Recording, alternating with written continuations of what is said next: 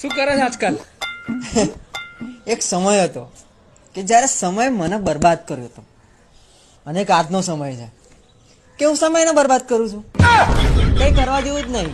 હમણાં એક સ્કૂલની અંદર સાહેબ છોકરાને કહેતા હતા, બોલો બેટા વિદ્યાર્થીઓ, તમારા સિવાય બધાયને સંભળાય એને શું કહેવાય? તમારા સિવાય બધાયને સંભળાય એને શું કહેવાય? એક છોકરો ઉભો થઈને કે સાહેબ નસકોરા. તું રોજ જા હુવા ટાણે ખાંડના ડબલામાં શું જોશો? અરે ઈ તો હું ચેક કરતી હોય. હું ચેક કરશો? કીડીયું સડી કે નહીં એમ? અરે નહીં નહીં, ઈ તો ડોક્ટરે કીધું છે કે હુતા પહેલા સુગર ચેક કરી લેવું.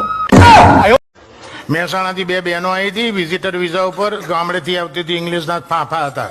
આપણે નહીં યસનો થેન્ક યુ સિવાય. પણ 4-5 મહિને રહ્યા ને તો પેલો રૂટીનમાં જે ઘરમાં ઇંગ્લિશ શબ્દો બોલાય ને એવા બોલતી થઈ ગયેલી. તે એક બેન બીજીને કે હે આટલી ચંપા વોક લેવા નહીં જવું કે?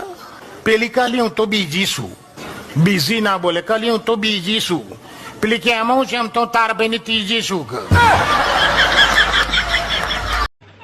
હા, એક જણો એક દી મારી બાજુ ઊભો રહ્યો ને તો મેં બીડી હળગાવી, મારા સામું જોવા માંડ્યો. મેં કીધું એને પીવી છે તો મેં કીધું લ્યો બીડી પીઓ તો શેર બોલ્યો.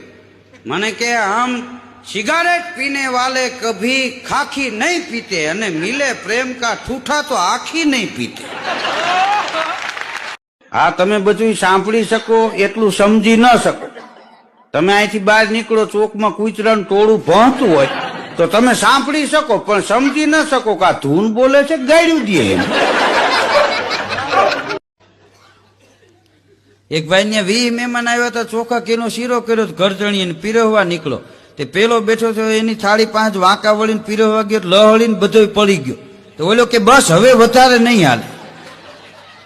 ઓલો ડોળા કાઢવા માંડ્યો, આટલો ખાઈ જાય તને મારી નાખું. આઈને ખાવા આવ્યો ખાતર પાડવા. ચમ ભાઈ આટલો લેટ આવ્યો? દવાખોન હતો. ચમ? કાલ રાતે નેટ વહેલું પટી ગયું, તે 9 વાગે જ હુઈ ગયો. તે ઘરવાળો નીમકા બીમાર પડ્યો છે, તે ઉપાડીને દવાખોન લઈ ગયો. ગામમાં પાણી ગરી ગયું, એટલું બધું નદીમાં પૂર આવ્યું, માણસોમાં ભાગો ભાગો ભાગો થઈ ગયું. એમાં એક ડોશીમાં બાપા ભાગ્યા. આમ ડોશીમાં ઘરની બહાર નીકળી ગયા, ત્યાં પાછું વાળીને જોવે બાપા નહીં. આમ ડોકું તાણ્યું ને તે ગોઠણ ગોઠણ પાણીમાં વાંકા વાંકા આમ હાથ ફેરવે.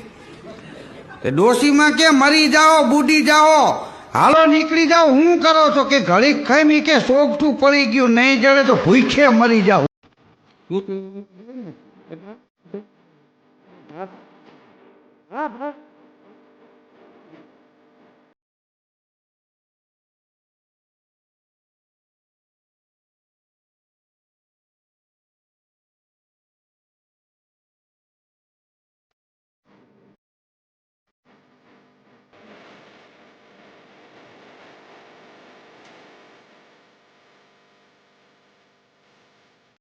હમણાં એક મોલમાં એક ભાઈ ખરીદી કરવા ગયા ને તો 3,000 રૂપિયાનો માલ લઈ લીધો.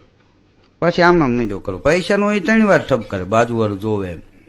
એનો મિત્ર મોકલી કે સારુંથી ભાઈ તમે આવી ગયા કે ખરીદી કરી લીધી અને પાકીટ ઘીરે પડ્યું લીધું. એ તો કે ભાઈ તાણે કામ આવે એને જ મિત્ર કહેવાય ને. લે 20 રૂપિયા રિક્ષા કરીને લઈ આવ.